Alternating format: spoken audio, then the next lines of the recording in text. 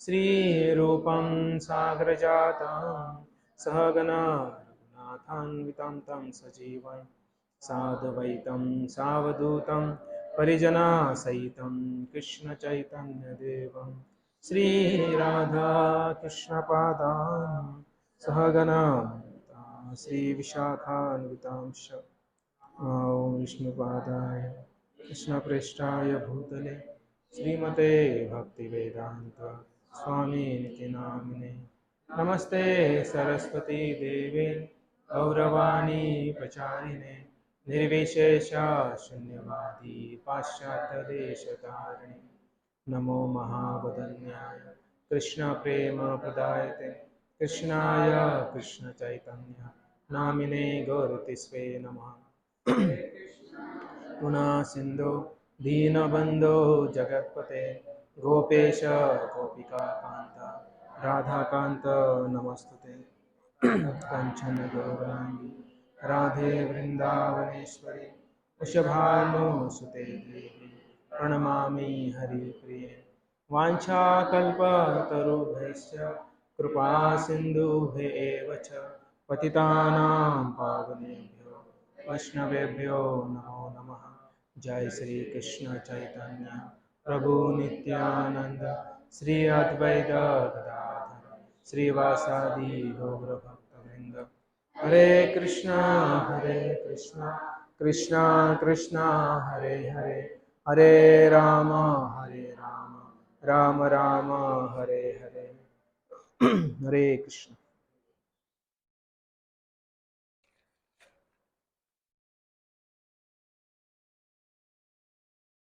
तो अभी कुछ ही दिनों में बलराम जयंती आ रही है, तो बलराम जयंती के उपलक्ष्य पर हम आज जो भगवान बलराम जी हैं उनके बारे में चर्चा करेंगे। तो जन्माष्टमी जो है 19 तारीख को है और बलराम जयंती कब है? 12 तारीख को है। तो 12 तारीख को बलराम जयंती है, तो उसके 8 दिन बाद जो है जन्माष्टमी आती है। तो कृष्ण और बलराम अब सबको पता ही है, तो कृष्ण और बलराम में क्या अंतर है, क्या अंतर है और क्या समानता है?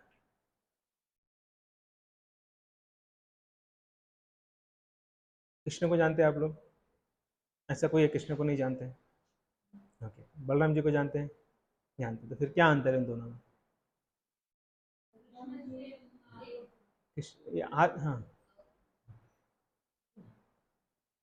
मराठी सांगा.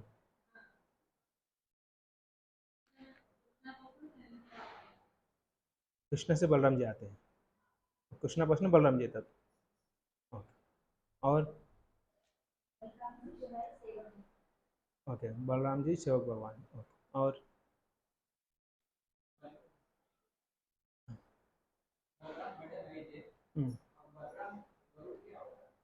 ओके, बलराम गरुड़ के अवतार है, बड़े भाई.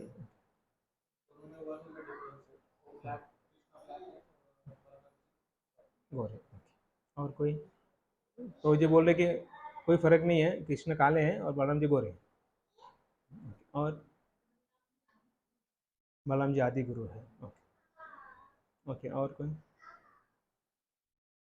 ओके.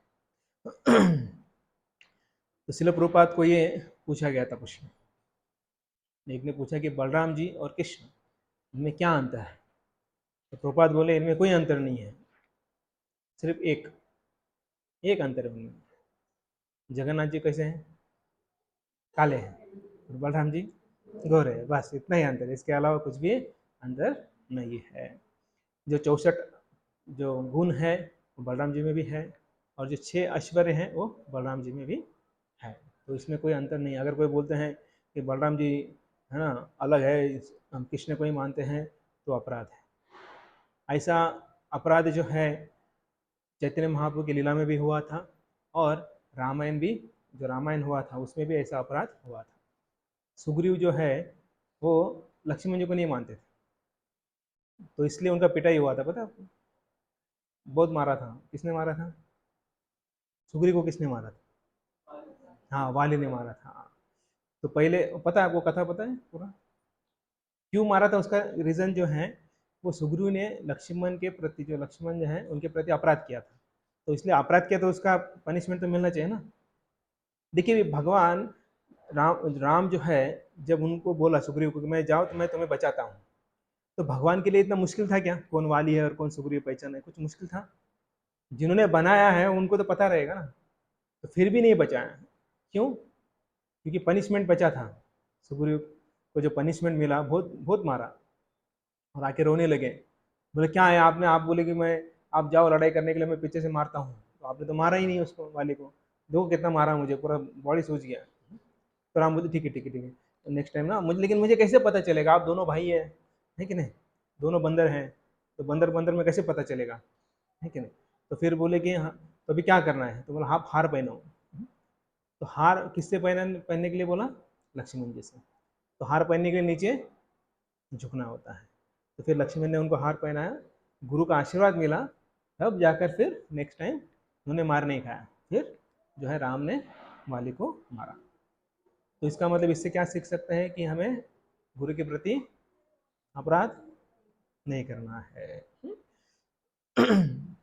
वैसे जो नित्यानंद को भी जो मानता नहीं है, तो उना चैतन्य महाप्रभु जो है, वे भी उनके ऊपर गुस्सा हो जाते थे। तो कई बार जो है एक गांव था, उस गांव में, डिटेल नहीं जाऊंगा, तो उस गांव में जो है लक्ष्मण जी, सॉरी, नित्यानंद जो है वहाँ पर आए थे, और आने के बाद जो है उनकी जो है अवहेलना हुई थी, या फिर उनका आदर सम्मान नहीं किया गया था। तो नित्यानंद तो चले गए, कुछ बोले नहीं, क्योंकि कोई गुरु जो है आदर सम्मान की जो है अपेक्षा रखते नहीं हैं। तो फिर वहाँ से चले गए, और उसके बाद उस गांव को, पूरा गांव को जो है, जो यवन थे, मतलब मुस्लिम थे, उन्होंने जला दिया।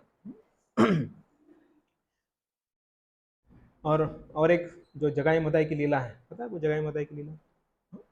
तो जगाई और मदाई, इनमें से किसने नित्यानंद को मारा? अभी आपने बोला मत है हमको, अभी बताइए किसने मारा? जगाई और मदाई, इन दोनों में से एक ने नित्यानंद को मारा था। तो किसने मारा? मुझे पता है आप लोगों ने नहीं मारा, आप डरिए मत, बताइए किसने मारा? किसने मारा?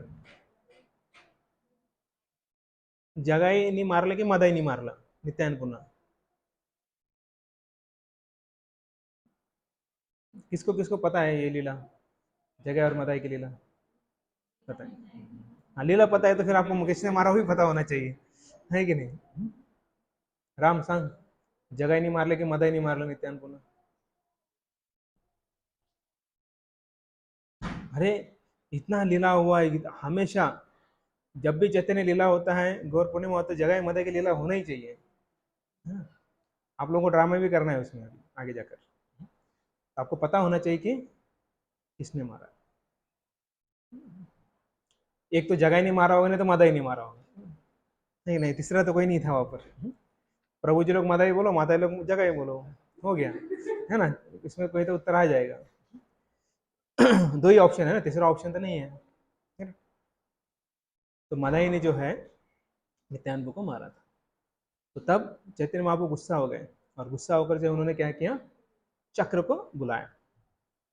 तो ये जब चक्र को बुलाया, तब नित्यानंद ने रोक लिया कि हम जो है, जो आपका, जो इस अवतार का जो उद्देश्य है, वो किसी को मारना नहीं है, लेकिन उनके अंदर के जो राक्षस है उनको मारना है। तो इसलिए फिर चक्र वापस ले लिया उन्होंने। और उसके बाद जो है, फिर जो मदाई है नित्यानंद के चरणों में गिर जाता है, और बोलता है मुझे क्षमा करो। जब गुरु क्षमा कर देते हैं, तब भगवान क्षमा कर देते हैं। तो नित्यानंद के पहले वे चैतन्य महाप्रभु के पास जाते हैं, उन्होंने क्षमा करो, तो चैतन्य महाप्रभु, मैं क्षमा नहीं कर सकता, क्योंकि तूने अपराध नित्यानंद के प्रति किया है। तो गुरु जब हमें माफ करेंगे, तब भगवान भी माफ कर देते हैं। तो बलराम जी गौर कांति है, और कृष्ण जो है श्याम कांति है। कांति मतलब उनका शरीर। तो शरीर का कलर जो है गोरा है, किसका? बलराम जी का। और काला किसका है? कृष्ण काले कि सावले हैं? हाँ, काले भी नहीं, सावले भी नहीं। श्याम वर्णीय। तो श्याम वर्णीय है। अगर आप जगन्नाथपुरी में जाएंगे तो उधर जगन्नाथ जी को जो है पुरी में जाएंगे तो कालिया बोलते, कालिया। तो उनका वो रस है, आप नहीं बोलना जाके बोलना कालिया कैसा है तू, तो ऐसा हम नहीं बोल सकते क्योंकि उनका वो रस है भगवान के, जो है वो निकटवर्ती जो है भक्त है। जैसे एक बार मध्वाचार्य जो है वो पुरी में गए थे और उधर का सिस्टम देखकर बोले क्या ये लोग कभी भी उठाते कभी भी सुलाते कुछ भी खिलाते हैं, है ना, भगवान का कुछ ना रेगुलेशन तो होना चाहिए, रूल्स होना चाहिए कुछ यहाँ पर। तो उन्होंने पूरा शेड्यूल बनाया था और रात को सोए तो भगवान दूसरे दिन सुबह उठे तो सीधा कुर्मा क्षेत्र में पाए। मतलब भगवान को जो है जो उनके भक्त जो कर रहे हैं वो पसंद है। ओके, तो अभी हम बलराम जी की ओर जाते हैं। अगर हमको भगवान को पाना है, कृष्ण को पाना है, तो किसकी आवश्यकता है? गुरु की आवश्यकता है। तो कृष्ण जो है भगवान है, सेवा लेने वाले भगवान है, और बलराम जी जो है वो सेवक भगवान है, मतलब सेवा करने वाले भगवान। आप बोलेंगे दोनों भगवान है तो एक तो सेवा ले रहा है दूसरा सेवा कर रहा है, तो बलराम जी जो है वो सेवा करने वाले भगवान है। तो सर्विटर गॉडहेड बोलते हैं। तो उनका एक ही उद्देश्य है अपने जीवन का कि भगवान कृष्ण की सेवा करना, फिर किसी अलग अलग प्रकार का सेवा हो। तो अगर हम देखेंगे सबसे पहले एक्सपांशन जो है वो बलराम जी है भगवान के, और वो बलराम जी से ही नारायण, संकर्षण, प्रद्युम्न और अनिरुद्ध आते हैं। और उसके बाद जो संकर्षण है उनसे फिर महाविष्णु, फिर विष्णु, फिर से अलग अलग विष्णु से फिर अलग अलग अवतार आते हैं। तो सेवा जो है बलराम जी का मेन उद्देश्य है। तो हम भी, हमारा भी क्या उद्देश्य है? जीवात्मा है, उनका क्या उद्देश्य है?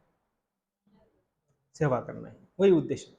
लेकिन हम कितना सेवा कर पाते हैं और किस भाव में सेवा कर पाते हैं, कौन से भाव में सेवा कर पाते हैं हम लोग? कौन से? दास। तो मतलब हम एक ही भाव में सेवा कर सकते हैं। आप में से ऐसा कोई है कि वात्सल्य भाव में सेवा कर सकते हैं, माधुर्य भाव में सेवा कर सकते हैं? ऐसा कोई है? कोई नहीं है। तो हम सिर्फ एक ही भाव में सेवा कर सकते हैं, वो है दास्य भाव में। लेकिन बलराम जी जो है वो 5 भाव में सेवा कर सकते हैं। पहला शांत, दास्य, साख्य, चौथा कौन सा है? वात्सल्य, और 5वां माधुर्य। तो ऐसे 5 भाव या रसों में जो है बलराम जी सेवा करते हैं। जो कृष्ण की इच्छा जो भी होती है उसका मूर्तिमान स्वरूप जो है वो बलराम जी होते हैं।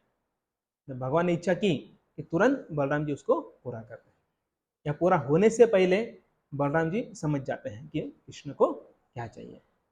कृष्ण को भी जो है भारत में आना है, फिर बलराम जी तुरंत वृंदावन में आना है तो वृंदावन क्रिएट कर देते हैं। उसके आजू बाजू जितने भी कुछ आवश्यकता होती है वो 5 रसों में बलराम जी जो है वो यहाँ पर अरेंज करके रखते हैं। कृष्णा जो है वो ब्रांड कॉन्शियस है, मतलब बहुत सारे लोग ब्रांड कॉन्शियस होते हैं, है ना, ब्रांड की सेवा इस्तेमाल नहीं करेंगे, होते हैं ऐसे कई लोग। ब्रांड मतलब हमको ब्रांडेड ही चीज़ें लेंगे, कपड़े लेंगे तो कॉटन किंग के लेंगे या फिर और क्या होता है रेमंड के ही लेंगे। तो ऐसा कई लोग जो है ब्रांड कॉन्शियस होते हैं। वैसे कृष्णा भी ब्रांड कॉन्शियस भगवान है, उनको भी दूसरा कोई ब्रांड नहीं चलता है। तो कौन सा ब्रांड चलता है? बलराम जी का ब्रांड। तो बलराम जी सेवा कर रहे हैं तभी वो स्वीकार करते हैं, अन्यथा नहीं करते। अभी आप बोले फिर हमारा सेवा कौन स्वीकार करेगा, है ना, ये भी प्रश्न आएगा ना। अगर सब कुछ भगवान ने सिर्फ एक को ही वो अधिकार दिया है कि बलराम जी का ही सेवा स्वीकार करें, फिर हमारा सेवा कौन स्वीकार करेगा? फिर हमें सेवा करना चाहिए नहीं करना चाहिए? अरे फिर भगवान तो सिर्फ बलराम जी का सेवा एक्सेप्ट करते तो हमारा नहीं करेंगे, फिर हम क्यों सेवा करेंगे?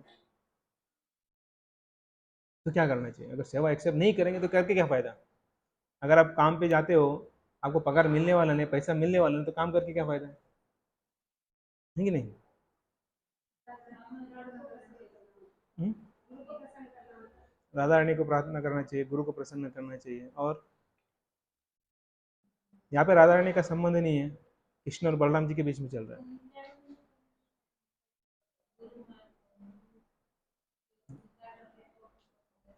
करेक्ट।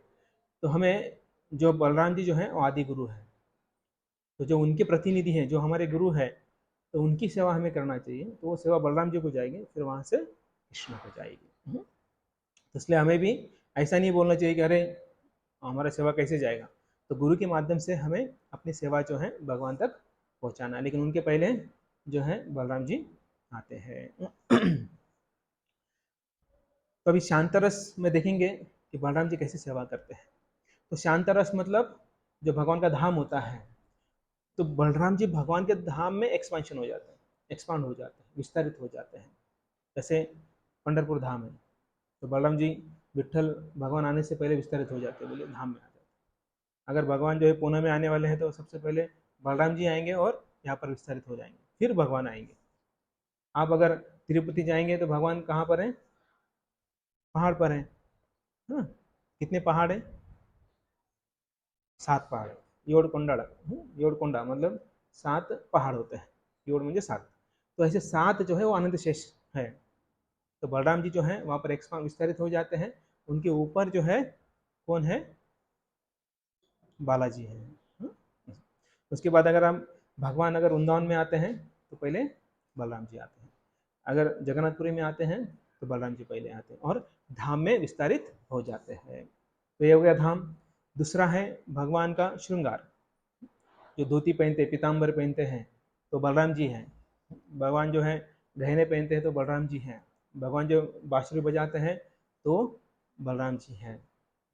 जो भगवान जो है अलग अलग प्रकार के अलंकार पहनते हैं, और जो कटी वस्त्र होता है, या फिर हम देखते हैं कि हाथ के ब्रेसलेट होते हैं, पैंजन होते हैं, पादुका होती है, मुकुट होता है भगवान का। द्वारका में मुकुट पहनते हैं, लेकिन वृंदावन में पहनते हैं क्या?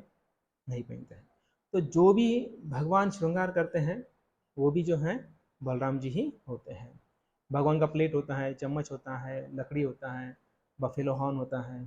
बफेलो हॉर्न जो है ना, उनके पास हमेशा एक हॉर्न होता है। तो बफेलो का जो भैंस का जो सिंग होता है, उसका काट कर जो है उसको बनाते हैं। अगर आपको कहीं मिला तो लेके भी आ सकते हैं, तो उसको भगवान को अर्पण कर सकते हैं। भैंसे होते भाई, आजकल भैंसों का ज़्यादा व्यवसाय करते हैं लोग, दूध का। तो वो भैंस का जो सिंग होता है, उससे भगवान जो है अपना हॉर्न बजाते हैं। और इतना ही नहीं कि सिर्फ आध्यात्मिक जगत में, भौतिक जगत में भी जो भी भगवान इस्तेमाल करते हैं, वो सब शांतरस में होता है, और वो बलराम जी उसमें विस्तारित हो जाते हैं। दास्य रस में, तो दास्य रस में भी भगवान जो है अलग अलग जो है प्रकार की सेवाएं करते रहते हैं। जैसे हमने देखा, जो रक्तक होते हैं, पत्रक होते हैं, तो ये जो है उनका टिफिन लेके जाते हैं। कई बार जो है कृष्ण जो पहले सुबह चले जाते हैं तो नाश्ता करके जाते हैं, और फिर दोपहर में गरम गरम जो है यशोदा माता बनाती हैं, और ये रक्तक चित्रक को बोलती है कि आप लेके जाओ, और कृष्ण जहाँ पर है, कान्हा जहाँ पर है, वहाँ पर दे के आओ। तो ऐसे भी उनके कई सारे जो है सेवक होते हैं। हम रामायण में देखेंगे तो कौन दास्य भाव में है? हनुमान जी है। ओके, सिर्फ हनुमान जी क्या और कोई थे? हाँ, लक्ष्मण। बलराम जी की बात चल रही है ना, तो लक्ष्मण है।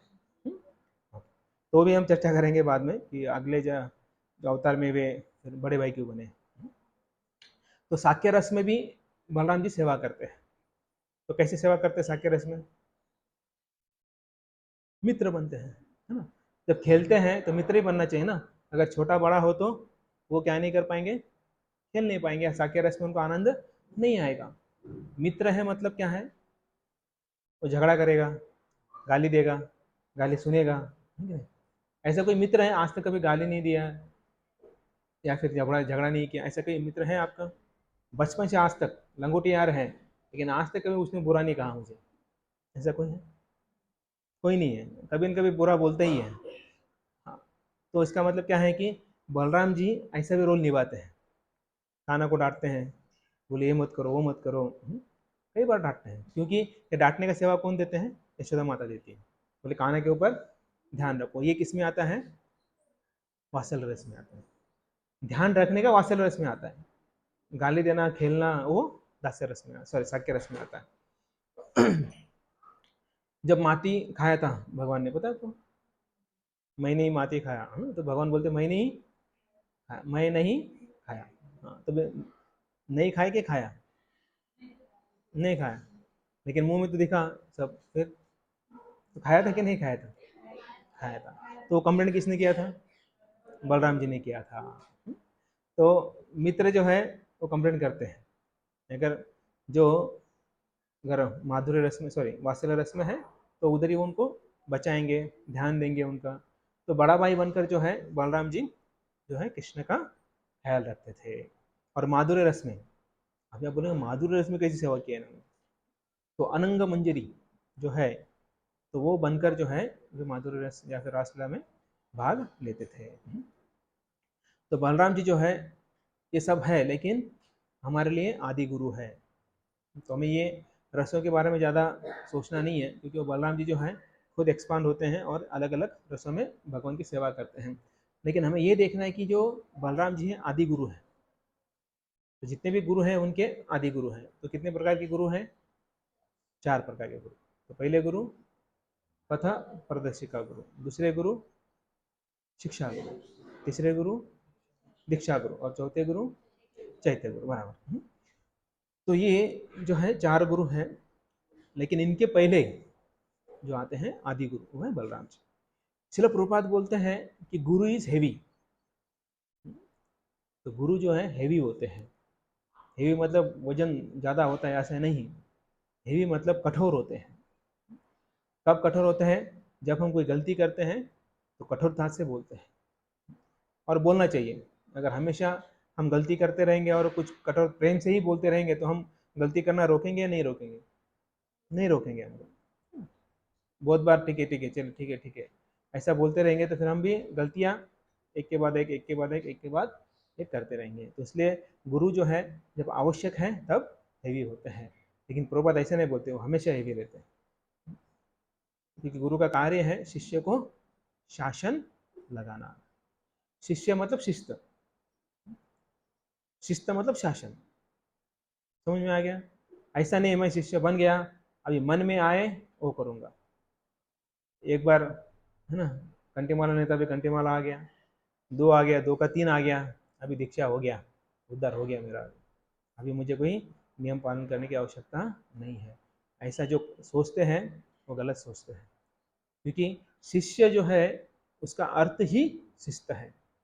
शिस्त मतलब शासन।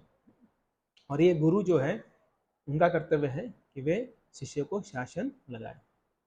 जैसे माँ होती है, तो माँ बच्चों को क्या सिखाती हैं? कुछ तो सिखाती है ना, नहीं सिखाती? जो करना है करो। क्या सिखाती है? संस्कार सिखाती है। हाँ, संस्कार सिखाए तो संस्कार आएंगे। संस्कृति सिखाए तो संस्कृति आएगी। अगर सहराचार सिखाएंगे तो सहराचार आएगा, वो माँ के ऊपर है। तो ये माँ भी जो है हमारी पहली गुरु है। प्रथम गुरु जो है माँ होती है, और माँ ही जो है क्या कर सकती हैं? बच्चों को अच्छा बना सकती हैं। तो इसलिए पहले माँ को अच्छा बनना पड़ेगा, तब जाकर वो अपने बच्चों को अच्छा बना सकती है। तो गुरु जो है बलराम जी के बोनाफाइड प्रतिनिधि होते हैं।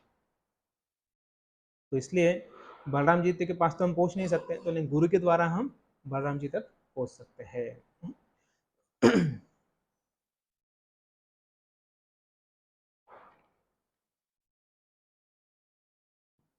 ठीक है, थोड़ा सा हम वाली के बारे में थोड़ा सा चर्चा करते हैं।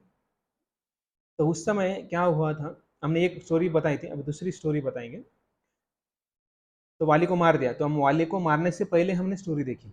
अभी वाली को मारने के बाद तो सुग्रीव और राम जो है निश्चिंत हो जाते हैं, सबको निश्चिंत हो जाते हैं, क्योंकि शत्रु था वो मर गया, वाली मर गया।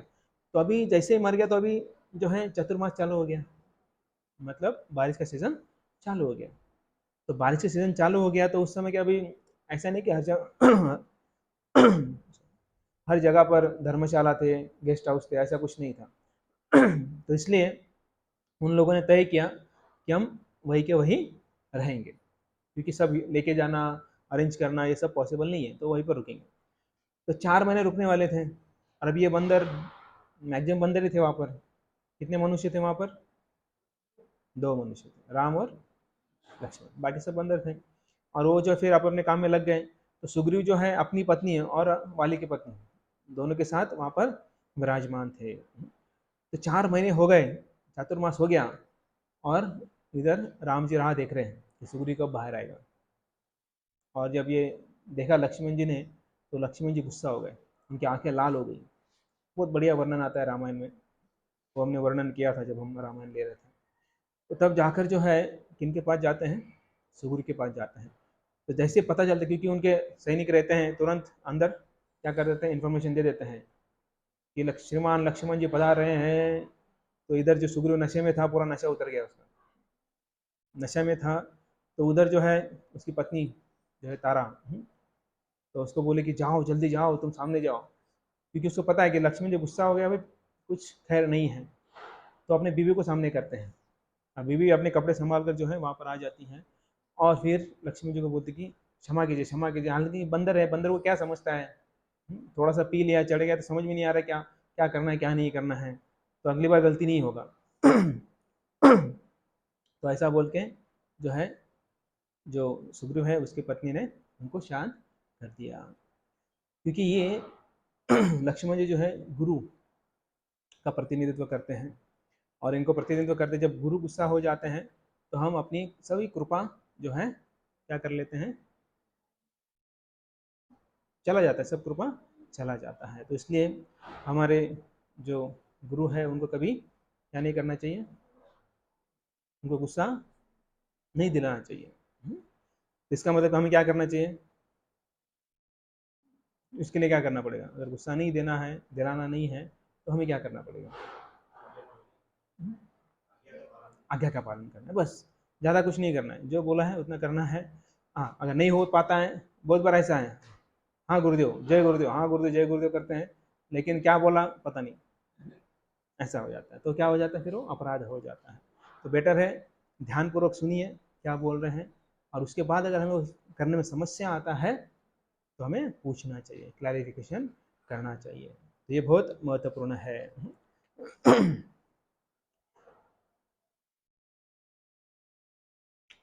तो बलराम जी जो है हमारे जीवन में बहुत महत्वपूर्ण है। वैसे कई अवतार भगवान जो है अलग अलग अवतार लेते हैं। तो लीला अवतार जो है उसमें बलराम जी आते हैं। तो सबसे पहले लीला अवतार है, तुरंत जैसे भगवान को आनंद लेना है तो तुरंत बलराम जी के रूप में विस्तारित हो जाते हैं। तो बलराम जी जो है आध्यात्मिक और भौतिक दोनों जगह पर बलराम जी ही विस्तार हो जाते हैं। तो बलराम जी साथ में 2 आयुध लेके आते हैं, एक हल, दूसरा गदा। तो ये 2 जो है आयुध, शस्त्र साथ में लेके आते हैं। अभी देखिए ना, अभी बलराम जी के पास हल और गदा है, और कृष्ण के पास, जगन्नाथ के पास शंख और सुदर्शन चक्र, शंख और चक्र है। और पद्म, पद्म नहीं है। जगन्नाथ के पास क्या है, जगन्नाथ जी के पास आपने देखा नहीं, ये लास्ट संडे को लगाया था, सुदर्शन और शंकर। तो हल और गदा दोनों किसके लिए इस्तेमाल किया जाता है, हल नांगर और गदा किसके लिए इस्तेमाल किया जाता है, समझ गया आप इसको। बोलिए बोलिए, डरिए मत, आपको नहीं मारने वाले हैं। और कब मारेंगे वो भी बताऊंगा, कब मारने वाले, कब कब मारने वाले हैं। तो दूसरों को शासन करने के लिए, पनिशमेंट देने के लिए उसका इस्तेमाल करते हैं। तो ये गदा जो है बलराम जी ने दुर्योधन को सिखाया था, उनके प्रिय शिष्य थे, पता है आपको, बलराम जी के प्रिय शिष्य दुर्योधन थे, भीम नहीं थे। हाँ बोलिए ऐसे कैसे, और धर्मी व्यक्ति था वो दुर्योधन, और भीम तो अच्छे थे, उनको नहीं सिखाया, उनको भी सिखाया, ऐसा नहीं कि नहीं सिखाया, लेकिन ज़्यादा प्रेम जो है दुर्योधन के ऊपर था उनका। तो इसलिए जब महाभारत हो रहा था तो बलराम जी बोले मुझे वो टेंशन नहीं चाहिए, रिलेटिव के पास नहीं गए, क्योंकि उनके बहन का जो पति है वो कौन थे, अर्जुन।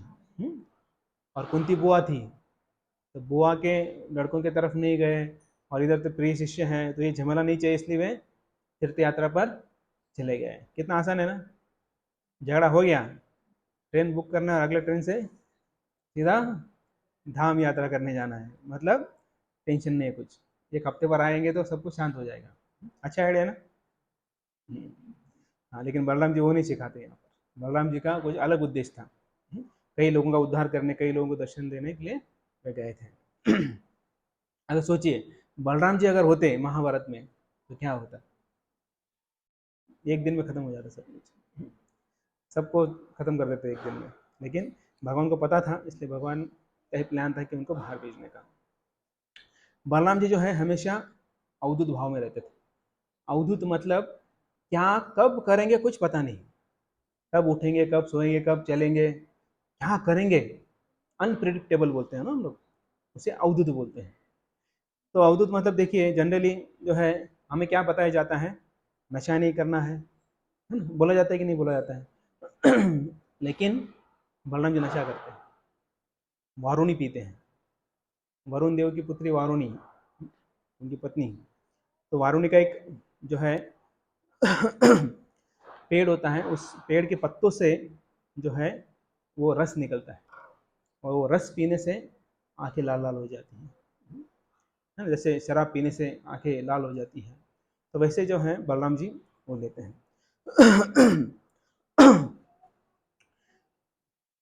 और जो बलराम जी है उनकी भी गोपियाँ होती हैं, जैसे कृष्ण के गोपियाँ होती है, वैसे बलराम जी की भी गोपियाँ होते हैं, उनके साथ वे रास लीला करते हैं। तो एक बार उनको रास लीला करना था और उनको नहाने की इच्छा थी। तो नहाने की इच्छा थी, यमुना जी को बोले यमुना इधर आओ। तो यमुना बोले मैं क्यों आऊँ, आप इधर आ जाओ। यमुना जी थोड़ा गर्वित हो गई। तो फिर बलराम जी ने क्या किया, अपना हल निकाला, खींच लिया पूरा। तो इसलिए जो यमुना जो है उत्तर से पूरा दक्षिण से बहने लगी अभी। तो आप देखेंगे तो दक्षिण की तरफ बहने लगी। तो फिर वहाँ पर चुपचाप आ गई, बोले सॉरी सॉरी माफ़ कर दीजिए, मैं भूल ही गई कि आप भगवान हैं। तो फिर आ जाती, फिर वहाँ पर जो है बलराम जी जो है गोपियों के साथ रासलीला करते हैं। तो वैसे हम देखेंगे नित्यान प्रभु भी अवधूत थे, नित्यान प्रभु अवधूत थे। तो जब मायापुर में आए, नवद्वीप में आए, तो जो मालिनी थी, श्रीवास ठाकुर, श्रीवास पंडित की जो पत्नी थी, उनका स्तनपान करने लगे। उसके बाद जो है वे शराब के अड्डे पर जाते थे, तो शराब पीने के लिए नहीं, जो शराबी लोग हैं उनको भक्त बनाने। तो इसलिए जो है चैतन्य महाप्रभु जो है नित्यानंद को बोले थे कि आप जाकर जो है नवद्वीप में प्रचार करो, बंगाल में प्रचार करो। क्योंकि ऐसा क्यों बोले, क्योंकि नित्यानंद प्रभु जो है एक गृहस्थ थे, और गृहस्थ जो है कहीं पर भी जा सकते हैं, शराब का दुकान हो, अड्डा हो, या जुआ खेल रहे हो कई लोग, वहाँ जाकर उन लोगों को प्रचार कर सकते हैं। जैसे एक बार प्रभुपाद को जो है पब पब जैसे ही था, वो उसका नाम बाउलिन रूम ऐसा कैसे था, तो वहाँ पर जो है बुला लिया और बोले कि वहाँ पर प्रोग्राम अरेंज किया। तो वहाँ पर जाने के बाद प्रभुपाद बोलते हैं क्या है कुछ समझ, अभी अगर पब में जाओगे मत जाना, सुनो, सुना होगा आपने क्या होता है। तो पब में लोग डांस करते हैं और नशा में रहते हैं, कुछ पता नहीं चलता कि क्या है क्या नहीं है। ऐसे प्रभुपाद जो है उनको वहाँ पर लेके गए थे। तो प्रभुपाद ने तब बताया कि ये जो है सन्यासी के लिए ऐसा जगह अच्छा नहीं है, बेटर है आप जो है लोग वहाँ पर जाके प्रचार कर सकते हैं, लेकिन वापस आना, जाओगे लेकिन वापस भी आना है, तो उधर ही नहीं रहने जाना है। तो ऐसे नित्यान को जो है वे ऐसा अवधूत का अवधूत थे, और अवधूत होकर जो है अलग अलग कार्य करते थे। तो लक्ष्मण जो है छोटे भाई थे, और छोटे भाई होने के कारण बहुत सारे आज्ञाएं उनको क्या करना पड़ता था, लेना पड़ता था। तो जैसे जो है देखा जाए तो राम के साथ कंपलसरी जाने की कोई आवश्यकता नहीं थी, लेकिन फिर भी वे वहाँ पर गए, क्योंकि लक्ष्मण जो है वे सेवा के बिना नहीं रह सकते थे। तो हालांकि लंबी कथा है, लेकिन अगर देखा जाए कि लक्ष्मण जो है जब राम जी के साथ थे तो साथ में कोई अरेंजमेंट नहीं था। आप में से कितने लोग दिल्ली गए हैं, इस्कॉन दिल्ली? तो अगर आप पूना के इस्कॉन दिल्ली में गए होंगे तो वहाँ पर सब कुछ ट्रैक्टर में होता है ना। तंबू होते हैं, प्रसाद होता है, गैस होता है, पानी होता है, पूरा 21 दिन के लिए जो भी सब कुछ लगता है सब कुछ उसके अंदर रहता है। और डेली अलग अलग पदार्थ खाने को मिलते हैं। और थक गए तो तेल देते हैं, शाम को मसाज करने के लिए भक्त होते हैं एक दूसरे का। तो ऐसा कई सारा फैसिलिटी होता है। कहाँ से कहाँ जाना है, पूना से पंढरपुर जाना है। लेकिन जब लक्ष्मण जी जब निकले वनवास पर राम जी के साथ, साथ में क्या था, कुछ रथ था एक, उसमें सब कुछ पैकिंग था, कुछ नहीं था उधर। और जो कपड़े भी थे कुछ सादा, मतलब जो राज वेश कुछ भी नहीं था। तो वलकल वलकल पहनते थे। उसके बाद साथ में कोई फैसिलिटी ना, तंबू, कुछ कुछ कुछ नहीं लेके गए थे, पानी का बॉटल वटल कुछ नहीं लेके गए थे। वहाँ पर जो मिले उससे ही वो सब कुछ करते थे। सिर्फ तपस्या ही तपस्या होता था। और सबसे बड़ी तपस्या क्या थी कि दिन भर जागना और रात को भी जागना। तो 14 साल ये कभी सोए नहीं। सोचिए 14 साल, हम 14 घंटा नहीं सोते तो हमारे आंखें क्या हो जाती है। 14 घंटे ड्यूटी करो, है कि नहीं। 12 घंटे के बाद तो सोना ही सोना है। अगर सुबह उठ गए हम जल्दी तो दोपहर में थोड़ा बहुत नैप लेते हैं। तो यहाँ पर 14 घंटों की बात नहीं, 14 साल की बात है, 14 दिन की भी नहीं, 14 महीने नहीं, 14 साल की बात है। 14 साल वे रात को सोए नहीं। क्यों नहीं सोते थे? क्योंकि वो रक्षा करते थे। जब सीता माता और भगवान राम जब रात को विश्राम करते थे तब जो है उस कुटिया के आजू बाजू में वो सिक्योरिटी बन के रहते थे। और जब भी राक्षस आते थे उनको वहाँ पर मार देते थे। दिन में भी ऐसा, दिन में ऐसा नहीं कि वो खड़े रहते थे। दिन में उनको फल लाना है, उनके लिए पानी लाना है, जो भी आवश्यकता है, अगर सीता माता कुकिंग करेगी तो उनके लिए लकड़ियाँ लेके आनी है। तो ये सब चीज़ें जो है वो ला के देते थे। और शाम को, रात को उनका सेवा था सिक्योरिटी का। तो ये यहाँ से उसके बाद फिर जब आए, आने के बाद भी ऐसा नहीं कि उनका कुछ छुट्टी मिला, नहीं। आने के बाद भी जो धोबी का सुनकर जो है सीता माता को क्या करने का प्लान किया, उनको वाल्मीकि ऋषि के आश्रम में छोड़ के आने का डिसाइड किया गया। लेकिन वो किसको बोला? लक्ष्मण जी को बोला। और लक्ष्मण जी जब, और सीता माता खुश हो गई कि जब गर्भवती थी कि बोले मैं जाऊंगी, साधु का संग मिलेगा, डेली कथा सुनने को मिलेगा। सोची कि ये जो है माँ, मतलब जब गर्भवती होती है तो ये सीता माता से हम सीख सकते हैं कि कैसे वे खुश थी, क्योंकि साधु संग प्राप्त हो रहा है तो ज़्यादा से ज़्यादा भगवान के बारे में सुनने को मिलेगा। तो फिर वो तो खुश थी, लेकिन लक्ष्मण जी जो है वो रो रहे थे, रो रहे थे। अभी सीता माता का ध्यान गया, बोले कह रहे लक्ष्मण जी आप क्यों रो रहे हैं, लक्ष्मण भाई आप क्यों रो रहे हैं। तो लक्ष्मण बोले कि मैं क्या बताऊं आपको, मैं आपको दर्शन लेने के लिए नहीं लेके जा रहा हूँ, तो आपको परमानेंटली वहाँ पर छोड़ने के लिए जा रहा हूँ। तो ये देखकर जो है, अभी सीता माता को भी बुरा लगा, लेकिन ये तो रो रहे थे, तो रो रहे थे। तो फिर उसके बाद इतना ही नहीं, ये तो हुआ फिर अग्नि परीक्षा। जब अग्नि परीक्षा हो रही थी तभी वो लक्ष्मण को बोला चलो सब अरेंज करो। तो हालांकि वो लोगों ने बोला था, लेकिन हालांकि उसके पीछे क्या राज था कि जो डुप्लीकेट सीता है वो अग्नि में चले जाए और ओरिजिनल सीता आ जाए। तो इसके पीछे वो राज था, लेकिन उनको दुख हो रहा था कि सब कुछ चीज़ें जो है उनको करना पड़ रहा है। तो तब बलराम जी ने डिसाइड किया कि अगले जन्म में मैं, सॉरी लक्ष्मण ने डिसाइड किया कि अगले जन्म में मैं क्या नहीं बनूंगा, छोटे भाई नहीं बनूंगा, बड़ा भाई बन के छोटे भाई को आदेश दूंगा। तो ऐसा उन्होंने सोच लिया। तो बलराम जी का जन्म हम देखते हैं कि कैसे हुआ। तो आप सबको पता है कि जब इतना बढ़िया शादी का मौसम था, माहौल था, और जो कंस है अपने बहन को और बहनों को लेके जा रहा था, ड्राइवर बना था, रथ पर लेके जा रहा था। और जैसे आकाशवाणी हुआ, क्या हुआ आकाशवाणी, देवकी का 8वां पुत्र तुम्हें मारेगा, तुम्हारा काल बनेगा। सुनते ही वो घोड़ों का रस्सी छोड़ दिया और तलवार निकालकर जो है देवकी को मारने के लिए आगे आया। तो सोचिए, एक भाई प्रेम से विदा करने लेके जा रहा है और तुरंत 180 डिग्री से चेंज हो गया, तुरंत मारने के लिए तैयार हो गया। तब फिर आप सबको पता ही है कि फिर वो लंबी कथा है, आप पढ़ सकते हैं कृष्णा बुक में। तब फिर जो है वसुदेव ने समारोह सब मैनेज किया। उसके बाद 6 बच्चे हुए और 6 के 6 बच्चों को कंस ने मार दिया। फिर 7वां जो गर्भ हुआ, तब भगवान ने माया देवी को बोला कि अब इस गर्भ को रोहिणी के गर्भ में शिफ्ट करो, जो वसुदेव है उनकी दूसरी पत्नी। इसका कई जगह पर कई सारे अलग अलग जो है वर्णन आता है, तो वहाँ पर शिफ्ट किया गया। उसके बाद फिर जो है उनको फिर वहाँ से बोला गया कि आप नंद और यशोदा माता के पास चले जाइए, क्योंकि नंद बाबा जो हैं वो वसुदेव जो है उनके अच्छे मित्र थे। तो वहाँ पर उनको भेजा गया। तो वहाँ पर फिर जो है रोहिणी माता के गर्भ से श्री बलराम जी प्रकट हो गए। श्री बलराम जी की जय। तो तब जो है बहुत सारे राक्षस जो है बरसाना नंदगांव में हंगामा मचा रहे थे। अलग अलग जो असुर आकर जो है वो इनको तकलीफ दे रहे थे।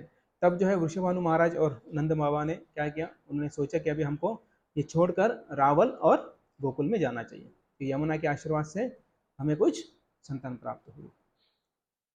तो मतलब दोनों को ही संतान नहीं थी। जब ये रावल आए और गोकुल आए नंद बाबा, रावल वृषभानु महाराज गए, तब जाकर राधा रानी रावल में और कृष्ण गोकुल में प्रकट हो गए, उनका जन्म हो गया।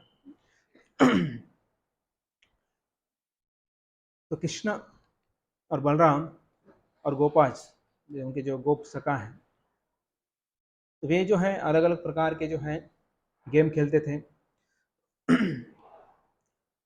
तो जब बच्चे एक साथ आते हैं तो कई प्रकार के अलग अलग गेम होते हैं। कई बार ऐसे नए नए गेम खेलते हैं, उनको ही पता नहीं रहता कि क्या होता है वो गेम, नया कुछ तो आ जाता है ना। बॉल, बॉल तो अभी आया, पहले तो बॉल थे क्या, कृष्ण जब थे बॉल नहीं थे। तो आमालिकी नाम का एक फल होता था, उसको चेंडू बनाते थे, उससे क्रिकेट खेलते थे।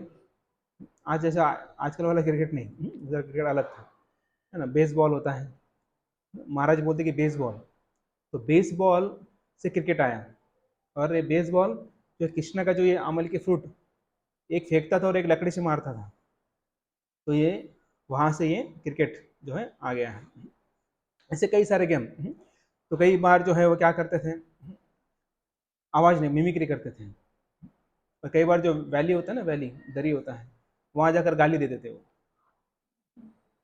काले काले काले काले, ऐसा आवाज़ आता है ना अगर आप बोलेंगे तो ऐसा जो है अलग अलग प्रकार के खेल वो खेलते थे। उसके बाद जो है वे जो गोप थे, कृष्ण थे, बलराम थे, एक दूसरे को आनंद देने में ही सर्वस्व मानते थे। तो देखिए ये मूड जो है वृंदावन का मूड होता है कि हमें एक दूसरे को क्या देना चाहिए, आनंद देना चाहिए। लेकिन हमारा मूड क्या होता है, क्या है हमारा मूड, क्या है मूड हमारा, बोलिए आपका मूड क्या है। खुद को आनंद देना है, दूसरों को तकलीफ दें तो मैं ऐसे नहीं बोल रहा दूसरों को तकलीफ दे रहे हैं, लेकिन आपका या हमारा सबका मूड है कि हम खुद आनंद लें, दूसरे को जाने दो, हमको कुछ लेना देना नहीं है ना। हाँ, लेकिन कई कई ऐसे भी होते हैं कि दूसरों को तकलीफ देंगे तो उनको आनंद आता है। पर दुख सुखी, पर दुख सुखी बोलते हैं। कई ऐसे होते हैं पर सुख दुखी होते हैं, मतलब दूसरों को दुख देखकर खुद सुखी होते हैं। कई ऐसे तो पर सुख सुखी होते हैं, हम दूसरों का सुख देखकर वो सुखी होते हैं। तो हमें क्या बनना है, पर दुख दुखी। हाँ, तो सेम हो गया ना, पर दुख दुखी मतलब दूसरों का दुख देखें हम दुखी होते हैं, दूसरों का सुख देखेंगे तो हम सुखी होते हैं। तो हमें पर दुख सुखी नहीं होना है, ठीक है, पर सुख दुखी भी नहीं होना है, तो हमें पर सुख सुखी होना है। लेकिन बहुत आसान है ना बनना पर सुख सुखी, सबसे डिफिकल्ट है। हम देखना ही नहीं चाहते कि कोई दूसरा सुखी बनता है या उसमें आनंद आता है।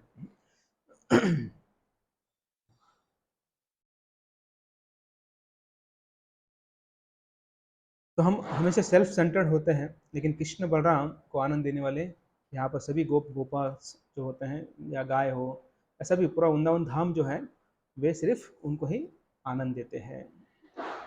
और जो फन होता है वहाँ पर, fun is offering of love, तो जो फन करते हैं मतलब मजाक करते हैं, तो उसमें जो है आनंद आता है वो प्रेम का ही एक भाग होता है। तो ये लविंग एक्सपीरियंसेस जो होता है वो गोलोक में होता है। तो महाराज बोलते हैं कि Braj is a land of love, प्रेम का जमीन है वो, वहाँ पे सिर्फ प्रेम पाया जाता है, प्रेम दिया जाता है, प्रेम प्राप्त किया जाता है, लेकिन वो यहाँ पर नहीं होता है। भौतिक जगत में प्रेम कैसा होता है?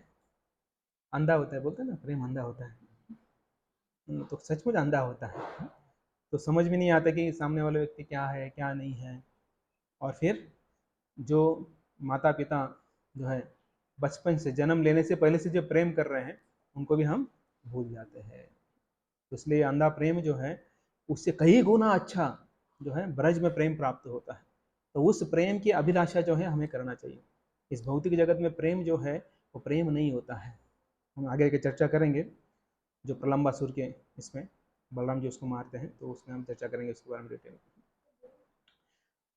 तो एक बार अलग अलग प्रकार के गेम खेलते हैं। तो जैसे हमने अभी थोड़ी देर पहले बताया कि बेल फ्रूट होता है, बेल पता है, वो बेल महादेव को बेल अर्पण करते हैं, नहीं बेल फूल, बेल पत्ता अर्पण करते हैं, और बेल जो कृष्ण को अर्पण करते हैं।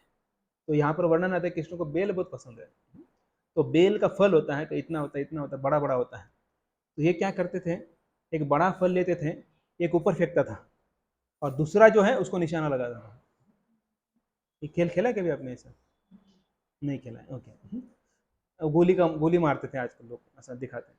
तो वो ऊपर फेंकने का और उससे गोली मारना। तो ये क्या करते थे, बड़ा फल फेंकते थे, छोटे फल से उसे निशाना लगाते थे, और जो भी निशाना लगाएगा उसको वेल डन, जय हो करते थे, उसको इनकरेज करते थे, चेयर अप करते थे उससे। तो ऐसा जो है ये खेल था उनका। और दूसरा फुटबॉल खेलते थे। फुटबॉल मतलब बड़ा फुटबॉल नहीं होता था, छोटा सा होता था, है ना। कई आपने देखे गरीब बच्चे देखे होंगे गाँव में, है ना, उससे क्रिकेट खेलते हैं, उससे फुटबॉल खेलते हैं, उससे दपागुटे खेलते हैं, सभी उसके एक ही बॉल से सब कुछ खेलते हैं। तो वैसे इनका फल लेते थे और फल के साथ जो है वे क्या करते थे, फुटबॉल खेलते थे। और इधर जैसा फुटबॉल खेलते वैसा नहीं था, वो एकदम प्रेम से फुटबॉल खेलते थे। और कई सारे जो जो गोप बालक हैं वो अलग अलग, कई तो ऐसे तीन तीन चार चार ब्लैंकेट लेके आते थे। तो तीन चार ब्लैंकेट लेकर जो है भैंस का कोई रोल करता था, कोई गाय का रोल करता था, तो ऐसे आवाज निकलते थे और वो इमिटेट करते थे। कई सारे प्राणी होते थे, कुकू होता था, मोर है, हाथी है, शेर है, चूहा है, तो ऐसे हिरन है, तो ऐसे अलग अलग जो प्राणी हैं उनका आवाज मिमिक्री, हमारे भाषा में मिमिक्री करते थे। और उसमें मजा आता था, किसी को नहीं जमता था हंसते थे उसके ऊपर, अरे तो शेर का आवाज निकाला है क्या बिल्ली का आवाज निकाला, अभी होता है ना शेर का आवाज निकालने बोलते बिल्ली का निकालता है। तो ऐसे उसका मजाक करते थे, और ऐसा पूरा दिन उनका काम ही था खेलना। कृष्ण के साथ रहना मतलब एंजॉय करना है, खेलना है। और गाय कौन संभालते थे? वो कृष्ण ही संभालते थे। अगर हम कृष्ण को शरण जाएंगे, कृष्ण सब कुछ हमारा संभालेंगे, लेकिन हम बोले नहीं मैं अपने गाय को संभालता हूँ, तो कृष्ण बोलते कि तू तेरा देख ले। तो जब तक हम कंप्लीटली कृष्ण के ऊपर शरण या फिर डिपेंडेंट नहीं होते हैं, तब तक जो है भगवान भी हमें फुल्ली शेल्टर नहीं देते हैं। तो एक दिन क्या होता है, एक बछड़ा, राक्षस जो है बछड़े के रूप में आता है, और इनोसेंट, इनोसेंट मतलब क्या है, निरागस। तो बच्चे कैसे होते हैं, निरागस होते हैं, टेंडर होते हैं, अगर है ना, बच्चे छोटे छोटे होते हैं, कहाँ गए सब बच्चे, चले गए लगता है, तो बहुत निरागस होते हैं, और उनको एकदम सॉफ्ट होता है, टेंडर मतलब पूरा बॉडी उनका सॉफ्ट होता है। तो ऐसे ये बालक जो है वहाँ पर आ गया, और किस लिए आया था ये कृष्ण और बलराम को मारने के लिए आया था। और जैसे वहाँ पर आ जाता है, लेकिन कृष्ण को तो पता चलता है, क्योंकि कृष्ण जो है सबकी रक्षा करता है, और ऐसा कोई नहीं कि उनके आंखों के सामने से छुप सकता है। कृष्ण ने बलराम जी को बताया, बोले भैया, बोले क्या है, देखा वो बछड़ा, बोले हाँ वो तो अच्छा है। बोले बछड़ा नहीं है, वो वत्सासुर है, और यहाँ पर जो है हमें मारने के लिए आया है। तो ऐसा जब बोले, तो बोले अभी क्या करना है, बलराम जी बोले क्या करना है, बोले आप देखो क्या करना है, वो आपका काम है। बलराम जी बोले आपका काम है, आप देख लो मारना है छोड़ना है क्या करना है आप देख लो। तो वो कृष्ण जो है स्लोली स्लोली स्लोली जो है पीछे से जाते हैं, और उस वत्सासुर को समझ में नहीं आता है कि मेरे पीछे से कोई आ रहा है। कृष्ण जो है उसके पीछे के 2 पैर पकड़ते हैं, उसके बाद दूसरे 2 आगे के पीछे के दोनों पकड़ लेते हैं और उसे घुमाते हैं, गोल गोल गोल गोल घुमाते हैं। जैसे किचन होता है ना, किचन घुमाते हैं आप लोग ऐसे, तो वैसा जो है घुमाते घुमाते घुमाते, जैसे घुमा रहे तभी उसको जो है चक्कर आ गया और उधर ही मर गया। और अभी भगवान ने सोचा अभी इसको तो मार रहा हूँ, लेकिन जो मेरे मित्र हैं उनको खुश करना है, कैसे खुश करेंगे? तो ये कपिता नामक एक फल होता है, और वो जो है उनके दोस्तों को बहुत अच्छा लगता है। तो भगवान ने सोचा अब ये कपिता का जो पेड़ है बहुत बड़ा होता है और वो फल जो है ऊपर लगे हुए रहते हैं, और इतना ऊपर कौन जाएगा? अभी अच्छा मौका है, ठीक है नहीं? अभी इतना बड़ा ये अवस्थासुर है, इसको फेंक के मारेंगे उस पेड़ को, तो पेड़ के ऊपर से सब कपिता फल नीचे गिर जाएंगे।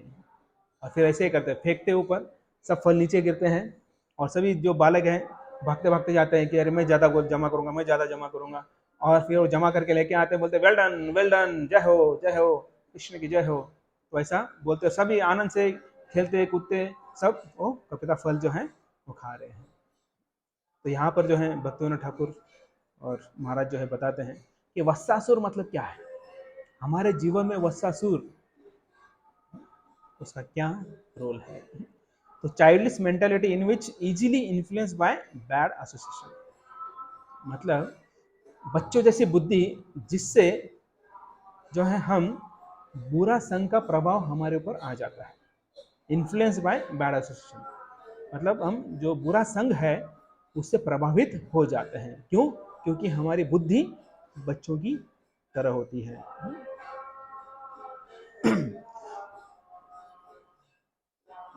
और दूसरा ये होता है ग्रीडी फॉर मटेरियल एसोसिएशन, मतलब जो भौतिक संग होता है उसके लिए हम लोभी हो जाते हैं। तो देखिए कि ये जब हम बुरा संग का आकर्षण हमारे अंदर होता है, मतलब क्या है कि हमारी बुद्धि कैसे हो गई है, किसके समान हो गई है? बच्चों के समान नहीं, चाइल्डिश, बच्चों के समान निरागस रहना है, लेकिन बच्चों की तरह कार्य नहीं करना है, चाइल्डिश, तो वैसा हमें नहीं बनना है। तो ये कब होता है? जब हम ऐसा करेंगे तो जो है जो बुरा संग है जब उसका संग करेंगे तब हमारे अंदर ऐसा होता है। तो इसलिए हमें जो है क्या संग करना है, किसका संग करना है, ये देखना है। क्योंकि अगर हम बुरा संग करेंगे तो हमारा बुद्धि क्या होगा? इसके समान, कि कृष्ण और बलराम जी या फिर कृष्ण से दूर जाने की इच्छा हमारे अंदर होगी। तो ये हमारे जीवन में कैसे देखेंगे हम? तो बाइबल में एक बताते हैं, you have to be child if you want to enter God's abode. अगर तुम्हें भगवान के धाम में जाना है तो चाइल्ड बनना है, बच्चा बनना है। बच्चा मतलब निरागस, इनोसेंट बनना है, नॉट अ चाइल्डिश। तो बाइबल में ऐसा बोला जाता है। तो devotee must be simple, child like, innocent, ऐसा होना चाहिए, ना कि चाइल्डिश होना चाहिए। कई बार हम कुछ कार्य करते हैं वो चाइल्डिश के समान, मतलब बच्चों के समान होती है, जो इसका कोई अर्थ नहीं होता है और हमारे जीवन के लिए वो अच्छा नहीं होता है। तो जब हम भौतिक संग पर ज़्यादा विश्वास रखते हैं या फिर उनसे हम प्रभावित हो जाते हैं, तब क्या हो जाता है? हम भगवान से दूर हो जाते हैं। जो हमारे संबंध में संबंध बढ़ाना चाहते हैं या फिर रिलेशंस, जो लीगल नहीं, इलीगल रिलेशंस होते हैं, मटेरियल अचीवमेंट्स, ये इच्छा हमारे मन में आ जाती है, कुछ तो करके दिखाना है भौतिक। आज मेरा एक है 1 BHK तो कल 2 BHK होना चाहिए, 2 BHK तो 1 रो हाउस होना चाहिए, 1 रो हाउस है तो क्या बोलते हैं उसके आगे होता है फार्म हाउस रिसोर्ट होना चाहिए। तो ये मटेरियल अचीवमेंट्स। अगर हम जो है इंटेलेक्चुअल है तो आज हमने बीटेक किया है, एमटेक करना है, एमटेक किया है, पीएचडी करना है, पीएचडी किया है, डबल पीएचडी करना है। ऐसे कई सारे लोग डबल ट्रिपल पीएचडी करते हैं, तो इतना उनका पैशन होता है। तो इसलिए और ऐसा टेक्निक्स हम क्या है सीखते हैं भौतिक संघ का। तो ये टेक्निक्स देखिए कौन सा टेक्निक्स होता है आजकल, ऐसे कौन से टेक्निक्स है जिससे हम ज़्यादा से ज़्यादा लोगों से संपर्क करें?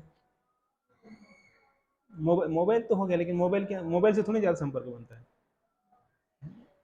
क्या टेक्निक्स है उसके अंदर? ये टेक्निक्स नहीं, कौन से? सोशल मीडिया, हाँ social media, correct. Social media में क्या होता है, कौन कौन से आते हैं? फेसबुक आता है,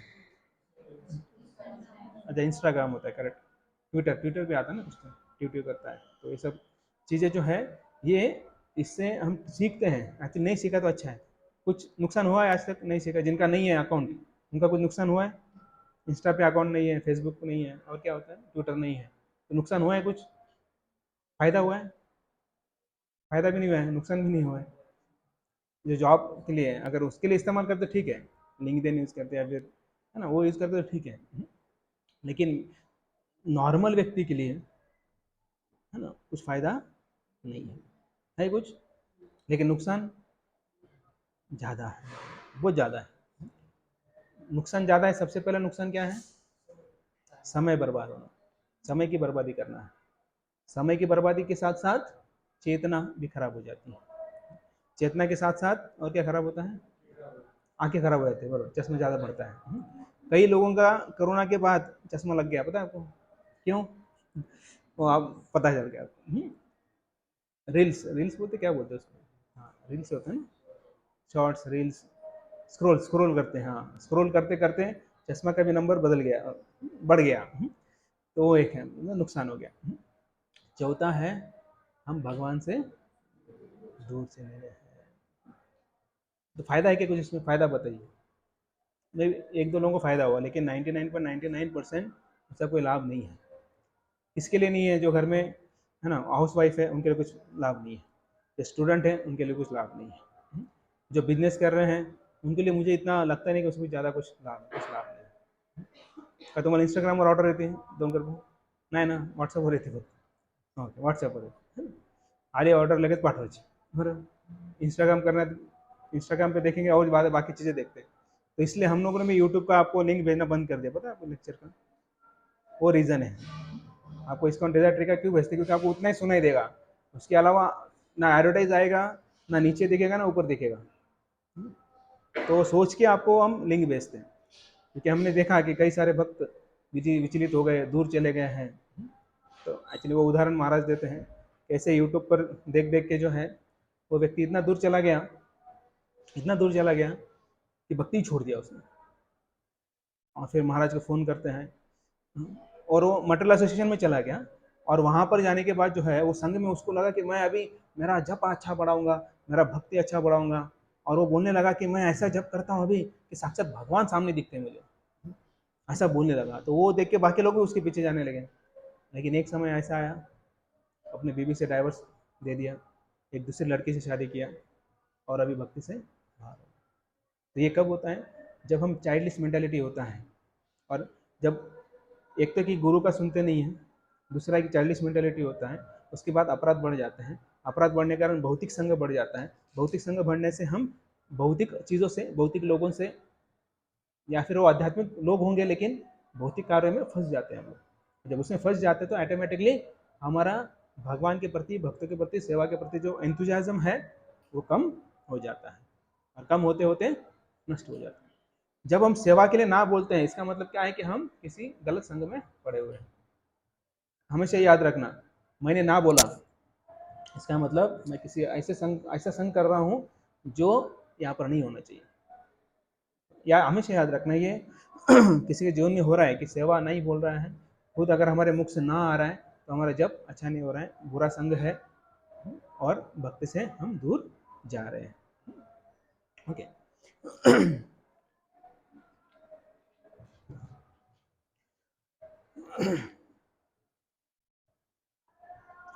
ओके, इसमें वैसे ऐसा होता है कि भौतिक चीज़ों में ऐसा आ जाता है कि हम पहले बोलते हैं कि चलो हम भगवान की सेवा में इस्तेमाल करेंगे इसे, हम इसको भक्त बनाएंगे और भगवान की सेवा में इस्तेमाल करेंगे, मतलब सेवा में लगाएंगे।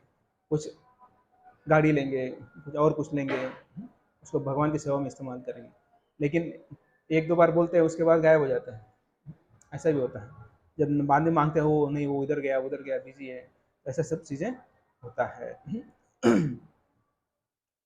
तो ये ऐसे जो है वसासुर जो है हमारे जीवन में आया हुआ है। तो इसको कौन मार सकते हैं?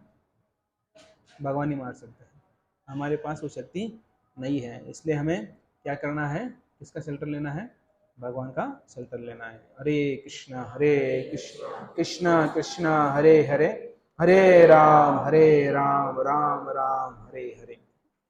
तो ऐसे अलग अलग जो है गेम्स खेलते हैं, और ऐसा करते करते एक दिन जो है, जैसे डेली उनका अलग अलग होता है।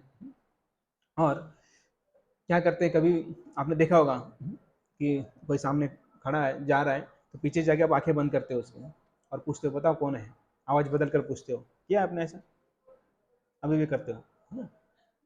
गेस करते हैं, आप आवाज़ बदल कर बोलते हो उसे, और फिर वो गेस करता है, हाँ ठीक है, नहीं गेस करता तो सब हंसते हैं, अरे अरे देखो। तो ऐसे गेम भी जो है भगवान खेलते थे। तो ऐसे एक दिन जो है भांडेर वन, तो भांडेर वन में जो है, तो ये सब खेल रहे थे उधर और वहाँ पर एक डेंजरस डेडली जो है असुर आता है, उसका नाम है प्रलंबासुर। और वो मौका ढूंढ रहा है, मतलब ऐसे तो घुस नहीं सकता ना, और ऐसे खुद के वेश में तो नहीं घुस सकता है, तो उससे वेश बदल कर, देखिए आज तक ऐसा भी एक एक भी असुर नहीं कि अपने वेश में आया था। उतना आई थी क्या, नहीं। केशी नहीं, वत्सासुर भी नहीं, प्रलंबासुर भी नहीं, बकासुर भी नहीं, ये सब लोग जो है वेश बदल कर आए। तो यहाँ पर प्रलंबासुर देख रहा है कि मैं कैसे घुसूं। तो एक दिन क्या हो गया, एक गोप जो है घर पे रह गया, और घर में कुछ काम था, उसने माने बोला आज रुक जा, आज मत जा, तेरे गाय दूसरे को दे दे। ऐसा होता था पहले, गांव में भी ऐसा होता था, तो कोई बीमार है कहीं जाना है तो अपने गाय अपने दोस्तों को, तू आज चरा के लेके आ। आजकल क्या है, गाय के छोड़ो, पानी भी नहीं भरेगा बाजू वाला, है ना, नल आता है लेट, तो आप तुम्हारा देख लो, है ना। तो ऐसा जो है भाव आजकल उतना नहीं है। तो बोले ठीक है, तो उनके गाय तो जाते थे सबके गाय के साथ।